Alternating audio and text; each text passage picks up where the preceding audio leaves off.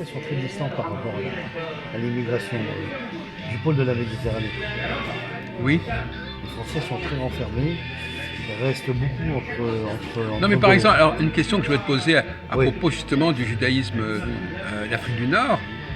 Ils ont quand même pas mal de points communs avec les Arabes d'Afrique du Nord. Oui, beaucoup, quand même. Hein. Ouais. Bon, il faut dire les choses comme elles sont. Ouais, c'est vrai. C'est pour ça que je dis c'est la même culture, mais c'est pas la même race. Voilà, c'est ça. Mais effectivement, il y a des points communs Ouais. et je sais, moi j'ai une théorie là-dessus. Je pense que ça les gêne quelque part qu'on les compare avec. Ça gêne les Juifs d'Afrique du Nord qu'on les compare avec les Arabes d'Afrique du Nord. Et donc par conséquent, Mais ils vont mettre, malheureusement, ils existent. ils vont dire qu'ils sont musulmans. D'accord. Ils vont mettre l'accent sur le religieux pour ne pas dire qu'ils sont maghrébins. Ouais. C'est-à-dire que la tendance, moi si j'étais un Juif d'Afrique du Nord, je dirais ah mais c'est des musulmans. Oui. Pour façon de dire, ben, nous on est juifs, vous êtes musulmans. Au lieu de dire qu'ils sont maghrébins, parce qu'ils disent s'ils sont maghrébins comme nous.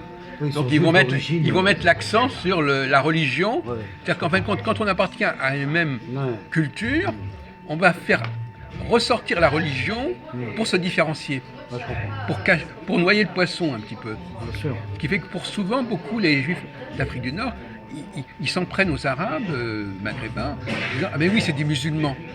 Hein. Parce qu'ils ne veulent pas qu'on les mette dans le même sac. Donc quand on est dans c'est comme par exemple les Sénégalais, il y a une partie des Sénégalais qui sont chrétiens, l'autre partie des Sénégalais qui sont musulmans, eh bien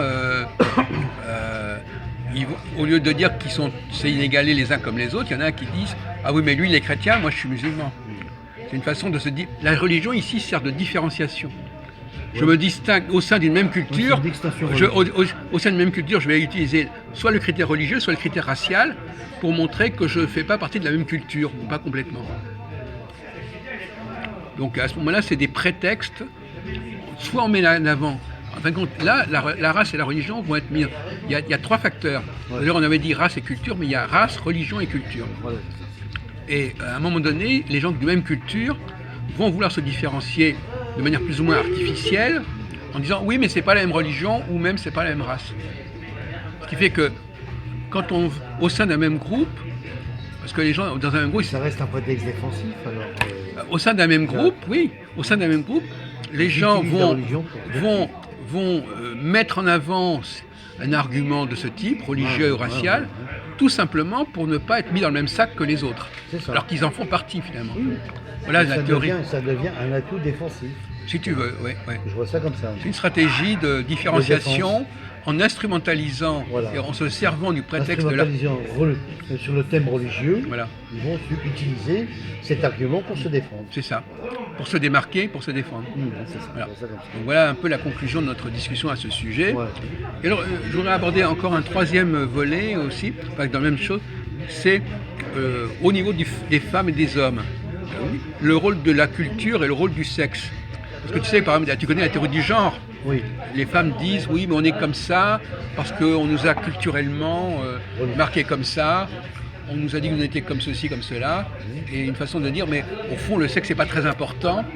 Et c'est vrai que c'est intéressant pour elles de dire ça. C'est-à-dire que nos différences, elles ne sont pas liées à notre sexe, elles sont liées à la culture qui nous projette sur nous des comportements et nous oblige à nous comporter d'une certaine manière. Qu'est-ce que tu penses de cette stratégie ? Non, je pense que la femme, elle est, si on prend le modèle musulman par exemple, la femme qui avec un djellaba ou un imam avec des voiles, tout ça, je pense que c'est un vêtement qui a été créé comme ça pour cacher la femme, pour donner une image à la fois peut-être religieuse, c'est ce qu'ils disent, c'est ce qu'ils prétendent dire, et ça permet de cacher l'individu. Moi, je crois que ça masque un peu alors là, le personnage, voilà. Oui. Moi, je vois ça comme ça, chez les Arabes. Alors là, on touche à un autre sujet que j'avais envie d'aborder, mais on peut le mettre là-dessus. Ouais. C'est, est-ce que... Attends, vite fait, Jacques. Souvent, les musulmans ou les maghrébines qui ont vécu, qui sont nés en France, qui vivent à l'occidentale française, c'est-à-dire dans la coutume française, elles sont nées ici, elles ont fait les écoles françaises, elles parlent française, elles vivent comme les Français, mais malheureusement elles n'ont pas de bonheur avec un Gaulois, elles sont d'origine maghrébine, voilà. Elles n'ont pas de bonheur avec un Gaulois. Ça marche avec un pas. Gaulois. Socialement, souvent ça marche pas. Oui. Donc il y a un repli sur l'origine d'où elles viennent.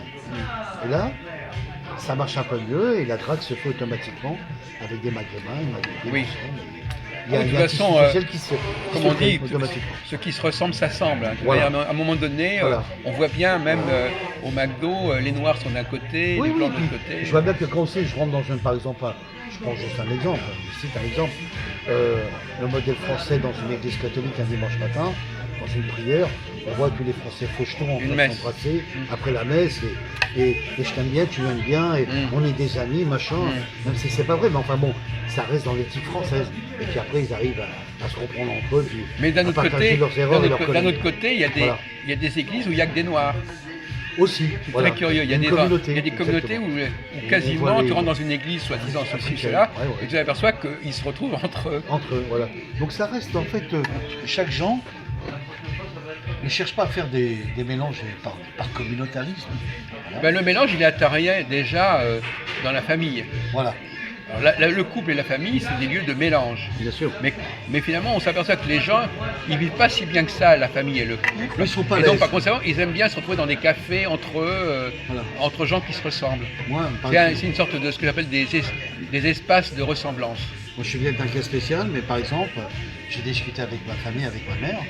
Elle m'a dit, mon fils, je lui ai dit, maman, est-ce que tu penses que demain, vu là où on a grandi, est-ce que je pourrais être avec une juive? Ma mère, qu'est-ce qu'elle m'a dit? Elle m'a dit, Christophe, tu peux, si ça marche après tout, pourquoi pas? Je lui ai dit, si ça se présente, bien sûr, maman, voilà. Si ça se présente pas, c'est pas grave, je me mettrai avec une française, voilà. Mais je vois qu'aussi, il y a une. Comme tu viens de le citer, c'est très important, Jacques, il y a quand même le rapport religieux qui va rentrer en ligne de compte dans chaque culture et dans chaque communauté. Voilà. Ça devient un peu un problème, tu vois, c'est un faux problème, je veux dire, un faux problème. Il va falloir, tu vois. Alors, Moi, je bon, vois beaucoup de juifs qui vont à la synagogue, et il y en a d'autres qui s'en foutent complètement, qui restent chez eux, Absolument, absolument. et qui font des prières avec des rabbins, même dans les commerces. Voilà. bien sûr. Bon, c'est pas le. Moi, je pense qu'il faut arrêter de faire du. Je dirais pas de la paranoïa, mais de faire du bourrage de crâne religieux à des gens qui n'ont pas la nécessité d'envie de pratiquer ou de. Voilà. Ils savent qu'ils sont telle race de telle culture et que bon. Ils peuvent aussi vivre en liberté et faire ce qu'ils veulent. Le choix démocratique, c'est de faire aussi ce qu'on veut. Alors, pour terminer, parce que tu vas quand même rentrer assez rapidement maintenant, un autre sujet, mais qui est en rapport avec ce que je viens de dire, est-ce qu'à ton avis, les gens sont fondamentalement semblables ou fondamentalement différents? C'est-à-dire que, est-ce que les différences entre les gens, c'est secondaire? Par exemple, j'étais tout à l'heure dans cette réunion, il disait « Ah, ben, on est tous différents ». Est-ce qu'à ton avis, ce sentiment de différence, c'est une apparence ou une réalité? Non, je pense qu'on est vraiment tous différents parce que les gens ne sont pas, ils sont différents culturellement à la base. Culturellement, Non, mais les attends, langages, différent, non, mais culturellement, non, je parle différent individuellement. individuellement, Parce que culturellement, c'est pas individuel le culturel. c'est vrai. Individuellement eux-mêmes, oui, de mentalité, oui, ils peuvent être différents, effectivement.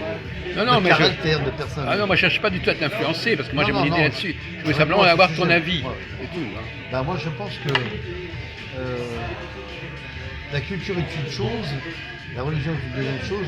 Mais dans les deux cas, c'est quelque chose de Mais collectif. Je pense qu'à mon avis, les rapports et les caractères des personnes dans chaque communauté ne sont pas pareils. Et le comportement, il sera forcément pas pareil.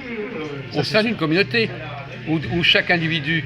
Au sein de leur communauté, aussi de leurs individus, de leur vie quotidienne, comment ils sont. Ils sont pas pareils, ils ont des. Tu parles des individus. Oui, des individus. Chaque individu est différent Ah au oui, sein oui. au sein d'une même communauté. Ils peuvent être différents, bien sûr. Non, mais est-ce que c'est une différence superficielle ou fondamentale? À mon avis, plutôt superficiel. Voilà. Par exemple, prenons le cas de la médecine.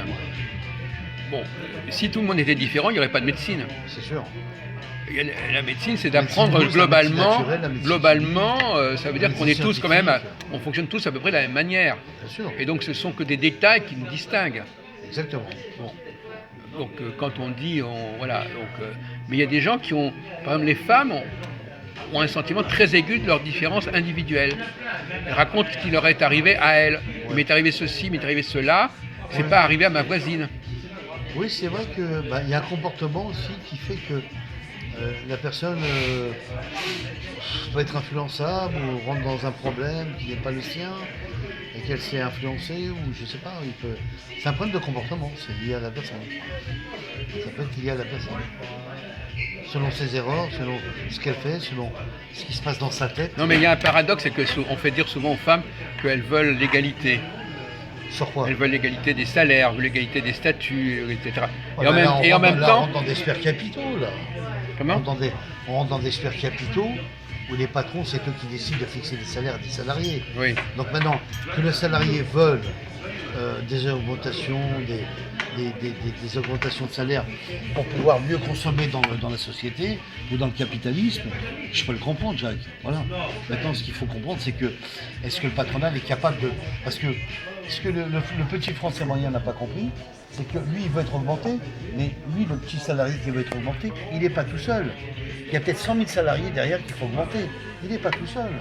Il oublie que lui, dans sa tête, il croit que moi, je veux 500 de plus ou 1000 de plus pour que ma vie soit belle. Et il ne pense pas aux autres que les autres travaillent à la même enseigne et qu'eux aussi, ils veulent aussi des salaires comme tout le monde. Oui. C'est ça l'égalité.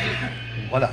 L'égalité, elle démarre de là. Non, mais je veux dire, quand quelqu'un est très conscient, si les femmes, si on admet l'hypothèse selon lesquelles les femmes sont très différentes les unes des autres, est-ce qu'elles ont le sens de la similitude?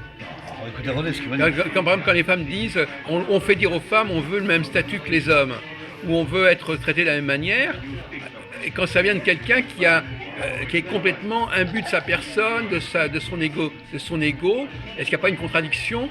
Quand on est très dans son ego, on ne peut pas vouloir être comme tout le monde. On ne peut pas revendiquer le même statut que tout le monde. Qu'est-ce que vous en pensez, René Louis, là? Moi, je pense que il y a un problème par rapport aux discussions précédentes. Ah, pourquoi pas? Donc c'est l'intuition. Ouais, alors vas-y. Développe tes intuitions. Je veux dire, il y a des gens qui sont intuitifs, il y a des gens qui ne le sont pas. Oui, quel rapport avec notre discussion?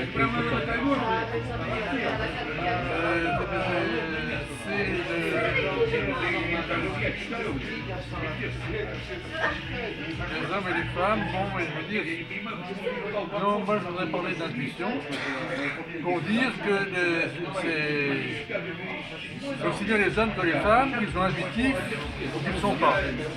Mais c'est pas notre sujet, enfin bon, oui. Oui. D'accord, c'est pas le sujet, je ne parlais pas de ça, vous n'avez pas entendu ce qu'on avait... Je vous ai posé la question de savoir, est-ce que des gens qui sont... Est-ce que si on admet que les femmes sont très différentes les unes des autres, qu'elles ont chacune leur petit monde personnel, elles racontent leur petite vie à elles, est-ce qu'en même temps elles peuvent être capables de dire on veut la même chose, on veut être les pareils, on veut être comme tout le monde? On ne peut pas dire je suis différent et je suis comme tout le monde en même temps. Si on met une femme avec 3 hommes, elle va fonctionner comme les hommes. Oui. Oui, c'est vrai. Elle va être. Un exemple. Non, mais on sait tous ça, je veux dire. Oui, non, mais c'est vrai qu'une femme qui est très en environnement masculin, elle va parler, penser comme un homme. Oui. Jusqu'à un certain point. Jusqu'à un certain point. Ce sera peut-être une façade. Oui. Un langage qu'on parle. On parle un langage, un homme qui parle avec une femme, il parle le langage de la femme, plus ou moins, ou inversement. On parle pas, le langage qu'on prend, c'est pas vraiment notre propre langage. C'est comme si moi je parle anglais ou russe, c'est pas ma langue, mais je peux quand même la parler. Oui, c'est pas ta culture natale, on va dire. Mais on peut quand même jouer ce jeu pour communiquer avec la personne, de parler sa langue à elle. Les hommes, souvent, ils parlent la langue de la femme, et parfois les femmes parlent la langue de l'homme, ce qui crée une ambiguïté, parce qu'on croit qu'on est pareil, en réalité l'autre fait semblant de parler la même langue que toi. C'est la nature animale, ça, les hommes savent se mettre en groupe pour constituer une armée,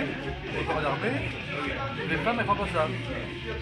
Oh ben, elles aiment bien se retrouver entre elles aussi. Hein. Quoi? Elles aiment bien se retrouver entre elles. Oui, mais elles se retrouvent entre elles et elles vont faire une armée. Une armée, actuellement, il y a des femmes qui se réunissent entre elles pour défendre des causes. Actuellement, par exemple, l'histoire des dénonce ton port, c'est une forme d'armée. Hein, c'est une coalition de femmes qui se mettent ensemble pour une cause. Donc là, tu exagères, là. Bon. Bon. Alors, donc voilà, la question que je posais à notre ami Christophe, et j'essaie de te concentrer là-dessus, c'est est-ce que fondamentalement nous sommes pareils avec des petites différences, ou est-ce que nous sommes différents avec des petites ressemblances? Allez, ça, au regard de l'épistémologie notamment. Les deux, mon général. Non mais essentiellement, toi qui es par exemple un scientifique, tu sais bien qu'en science, il n'y a de science que du général. La médecine, c'est d'abord un discours sur le général, le comportement, l'anatomie propre à tous les êtres humains. Et donc la dimension individuelle, elle est secondaire. Il y a d'abord quand un gynécologue reçoit une femme, il ne se dit pas que toutes les femmes sont différentes. Il se dit elles ont des points communs, oui, anatomiquement, et puis il peut y avoir des particularités. évidemment. Une particularité, c'est un épiphénomène, non? Toi qui fréquentes le milieu scientifique, pour les scientifiques, les particularités ne sont que des épiphénomènes, des anecdotes. Là, je comprends. Est-ce que tu es réveillé là? Un changement de mentalité. La femme, elle est pareille génétiquement, comme tu l'as cité, Jacques. Mais peut-être dans la mentalité, dans le caractère, dans la pensée psychologique, elle n'est peut-être pas pareille. Voilà. Oui, mais elle n'est pas pareille, elle est différente quelque part, mais c'est secondaire. Tout à fait. C'est pas... Ça change. On ne va pas dire pour autant qu'elle est essentiellement différente, qu'elle est intrinsèquement différente. Elle comporte des éléments de modalité, des nuances, des particularités qui sont finalement secondaires, mais que parfois certaines personnes ont envie de mettre en avant. Parce que il y a deux catégories de gens. Il y a des gens qui disent, qui veulent à tout prix montrer que les gens sont différents alors qu'ils sont pas pareils, qu'ils sont pareils, et d'autres qui veulent montrer qu'ils sont pareils alors qu'ils sont différents. Ouais. C'est des positionnements différents selon les époques, parce qu'à mon avis c'est yin-yang. Il y a des époques où on voit plutôt les différences, et des époques où on voit plutôt les similitudes. Ouais, je comprends. Tu vois ce que je veux dire? C'est un peu les différences de culture. On peut voir ça comme ça. Ah bon, pourquoi? Il y a des cultures qui parlent plutôt de la différence, et d'autres cultures qui parlent plutôt de la similitude? Je sais pas, pour moi, alors, toute culture, par définition, implique que tout le monde ait un comportement à peu près semblable. C'est ça qui est... Comment on explique que chaque être humain, comme disent les gens, les hommes ou les femmes, se ressemblent à peu près génétiquement, morphologiquement, on va dire. Mais dans les cultures, c'est complètement différent. Quoi? Qu'est-ce qui est différent? J'ai pas compris. Les cultures. Entre les différentes cultures, mais pas au sein d'une culture. Non, au sein de chaque pays, par exemple. Ils n'ont pas les mêmes écritures, les mêmes cultures. Oui. Il n'y a pas une langue universelle, si tu veux. Oui, il y a alors... des écritures universelles. Oui, alors? Non, je veux dire, les cultures ne sont pas pareilles. Oui, un chinois, il a son écriture, un arabe, oui, il a son et alors? écriture, un juif, il a son écriture, un français, il a son écriture. Ah oui, tu penses que normalement, puisqu'on est d'une seule et même humanité, on doit avoir une seule et même langue, ou une seule et même culture, c'est ça, une seule et même religion? Ça aurait pu, mais ça ne se fait pas. Qu'est-ce que vous en pensez, René Louis? Qu'est-ce qui explique qu'il y a de telles... Je dirais la langue universelle, par exemple. Bon, lui, son argument à Christophe, je ne sais pas si tu le connais, c'est puisque nous sommes, si nous étions une seule et même humanité, nous aurions une seule et même langue, et une seule et même culture, et une seule et même religion. Est-ce qu'on pourrait se baser sur une langue universelle qui pourrait communiquer avec le monde entier? Qu'est-ce qui explique la diversification des sans religions, des des langues, des trucs, des machins? Qu'est-ce qu'il dit l'autre, machin? Voilà, par exemple. Mais la diversité des langues, Pourrait-on imposer une langue? Attendez, laissez-le il n'y a pas de débuter. langue universelle, il n'y en a jamais eu. Alors certains linguistes voudraient qu'il y ait une langue universelle à l'origine. Mais moi j'en doute. Bon. À l'origine, il y avait au moins une dizaine de langues différentes. Au moins 10 et peut-être plus, les langues se divisent. Oui. Bon, alors si les langues se divisent, on observe que les langues se divisent. Quels sont les paramètres? Avec une langue, on en a deux différentes et ainsi de suite. Quels sont les paramètres qui ont contribué à cette division? Oui. Géographique? C'est la croissance démographique, c'est tout. Non, démographique. Pas Il y a une démographique. relation géographique, En quoi la croissance démographique a un rapport avec cette discussion? ben, elle sépare les gens, je veux dire, les gens se séparent. Démographique? Je veux dire, c'est... Non, géographique, par exemple, on sait par exemple que dans les Géographique, montagnes, oui, c'est dans les pays très accidentés, on ne parle pas la même langue d'une vallée à une autre, par Oui, exemple. voilà, par exemple. Même le breton ne parle pas comme le basque. linguistes, Non, mais même au sein même d'une, en Savoie, même dans une région très limitée, Très limité, ouais. les langues se distinguent. dans les linguistes, ça remontait à une dizaine de langues primitives, qui après se sont diversifiées, mais ils sont capables de remonter plus à une seule langue. Voilà. Comment? Ils sont capables de remonter à une langue Oui. primitive. Oui, enfin. Donc ils peuvent en créer, ils peuvent remonter à une dizaine de Oui, mais langues on te primitives. demande pourquoi c'est comme ça. Ben, j'en sais rien. Bon, voilà, c'est ça la question. C'était ça Non, mais la tu question. pourrais les linguistes, ils apportent des explications. Voilà. Maintenant ils observent. Non, mais ils observent, ils disent que c'est à cause justement d'une différenciation géographique. Oui. Bon, ben, géographique, ça peut être. Il y a un rapport entre géographie et linguistique. La différenciation des langues est géographique principalement. Voilà, bon, ben voilà, donc c'est une explication. Il y a un manque de communication. À un moment donné, il y a une source commune. Par exemple, les langues latines, par exemple. Les langues latines, elles ont une source commune. Bien sûr. Et pourtant, le français, c'est pas l'italien, c'est pas l'espagnol, c'est pas le catalan, c'est pas le portugais. Qu'est-ce qui s'est passé pour qu'il y ait eu cette diversification au sein du monde latin, par exemple? C'est aussi une volonté de différenciation. Les gens veulent se différencier les uns des autres. Les groupes veulent se différencier des uns des autres. Donc ça aussi, c'est un élément qui est important. Il faut un choix. On veut avoir une langue propre à un groupe donné. Par exemple, imaginons quand même que les gens créent une religion. Eh bien, ils veulent que les gens de la même religion, ils aient leur langue à eux. Oui, c'est ça. Et pas la langue de l'autre qui appartient à une autre religion. Donc comme ça, on va différencier les langues les unes des autres parce qu'on veut C'est ce qui juste... se passe. Aujourd'hui, c'est ce qui se passe c'est ce qui se passe aujourd'hui. Hein. Oui, si tu veux, ben, je vous donne des éléments de réflexion. Oui, bien sûr. Et on voit bien que Pourquoi le les gens français... n'ont pas envie d'être en compatibilité avec ces langues Oui. différentes. Par exemple, un groupe veut se différencier d'un autre groupe en ayant des codes différents, Par exemple. des modes de fonctionnement différents, des modes de culture différents, Bien sûr. pour ne pas être confondu avec l'autre groupe. Et donc, qui repose le problème de savoir pourquoi les groupes cherchent à se différencier les uns des autres. Ah oui. C'est là que ça se complique. Pour certaines personnes. Ça peut compliquer les gens. Ça. Par la communication. Le dialogue. Parce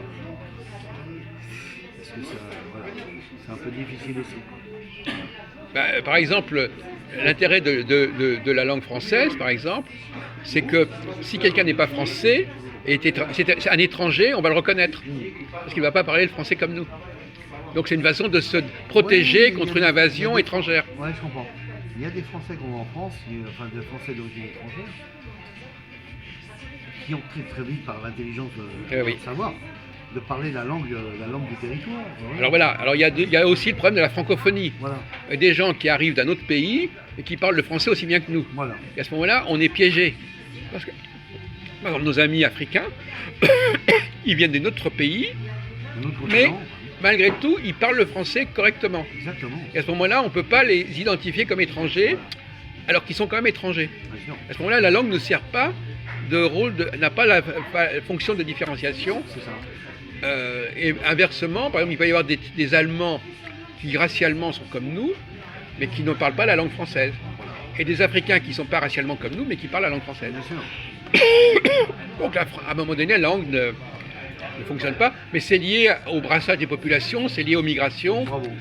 parce que tout ça, autrefois, il n'y avait pas de migration de ce moi, genre. je peux le dire, moi qui suis d'origine germanique, tout de suite j'ai rattrapé le langage de ma langue. J'avais tout de suite, quand ma mère m'a dit ce que j'étais réellement d'où je venais, et que effectivement toute ma famille venait d'Allemagne, je me suis tout de suite rattrapé pour parler l'allemand directement. Ah oui. Voilà. T'étais Quand je motivé. parle- Ah oui, mais complètement. Et avec Victor, on accélère. On accélère vite parce qu'on est intelligent. Donc on percute très vite après pour développer les sujets puis les dialogues en allemand qu'on sait traduire en français. Quoi. Voilà. Mais c'est vrai que c'est important de parler les langues parce que ça respecte l'individu aussi qui n'est pas génétiquement du même français qu'il est. Voilà. je veux dire, comment je peux Oui, mais expliquer ça, enfin, de l'espèce qu'il est, quoi, l'espèce humaine qu'il est. oui. Mais actuellement, je pense que les critères religieux et raciaux Ouais, sont moins importants que les critères culturels.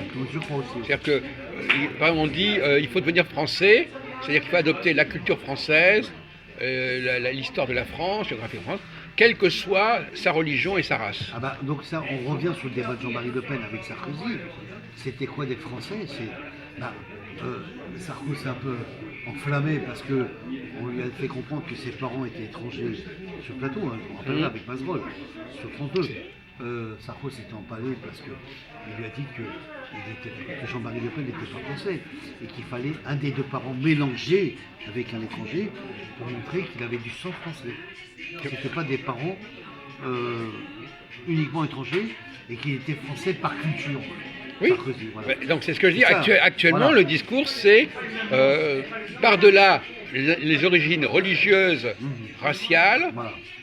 il y a la volonté d'adopter une certaine culture nationale. C'est ça. Qu'on soit chrétien, musulman, etc. Ou C'est pour ça qu'on ne peut pas dire que la peu France importe. est chrétienne, ça pose des problèmes. Bien sûr. Il faut dire que la France est française. Voilà, elle est elle française, restera française elle est dans- française, dans sa langue, dans sa et culture, quelles que dans son- soient dans ses écrits, dans- les origines des uns et des autres, Voilà, exactement. ils doivent adopter le modèle français. Exactement. Mais il ne faut pas identifier le modèle français au modèle chrétien, parce Au qu'à ce modèle moment-là... étranger, voilà. Vice-versa, c'est ça que je veux dire. Non, modèle chrétien. Modèle chrétien. Il y a des gens qui disent la France est chrétienne. Quand on dit la France est chrétienne, à ce moment-là, on ne permet pas aux musulmans et aux juifs de s'identifier avec la France. Oui, et de dire modèle chrétien, ça veut dire quoi? C'est un peu religieux. Le mot chrétien, déjà, à la base. La chrétienté. Voilà. Donc c'est pas très bon. Là, ce que tu viens de citer, il y a des gens qui Non, mais sont je pense que importants. depuis, Il y a la culture française. Voilà. Depuis 200 La langue ans, française. voilà, depuis 200 ans, C'est important. d'ailleurs la culture française, c'est aussi une culture impériale. Mais complètement, bien sûr. Parce que la France, c'est pas ça. À ce moment-là, si on renverse les choses, la France, c'est aussi tous les pays qui ont été marqués par la France, Bien sûr. à différents titres. Bien sûr. Et donc, effectivement, c'est pas non plus une culture nationale. La France, c'est pas seulement nationale. Non. Elle a une histoire. Elle a une histoire impériale Elle a une histoire nationale et après, elle a une histoire aussi internationale. et une histoire coloniale. Coloniale, pardon. Parce qu'elle est écrite, elle a été pratiquée.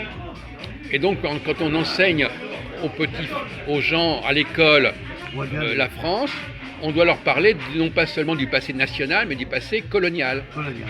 Et il faut dire, voilà, vous êtes en France, vous parlez français, parce que la France, elle a envahi votre pays et qu'elle vous a intégré dans l'espace français. Bien sûr.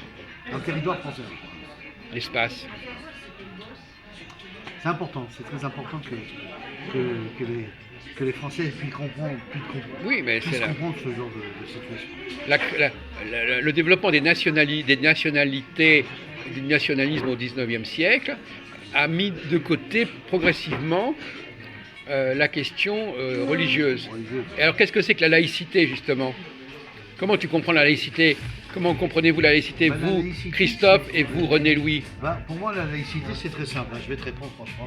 Ah bah si c'est très simple, c'est merveilleux. On va écouter Jacques. Non, mais pour l'instant, il n'est pas prêt. Il faut qu'il... La laïcité, Ah. On va. Ah. la laïcité, je m'en branle. Bon, c'est tout ce que tu as dit. ok, clair. Et pourquoi? Pourquoi? Pourquoi? Parce que c'est... Bon, non. Donc, il faut expliquer pourquoi.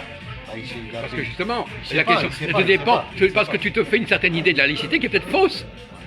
Quand on a un rapport avec un certain sujet, on risque d'avoir ce rapport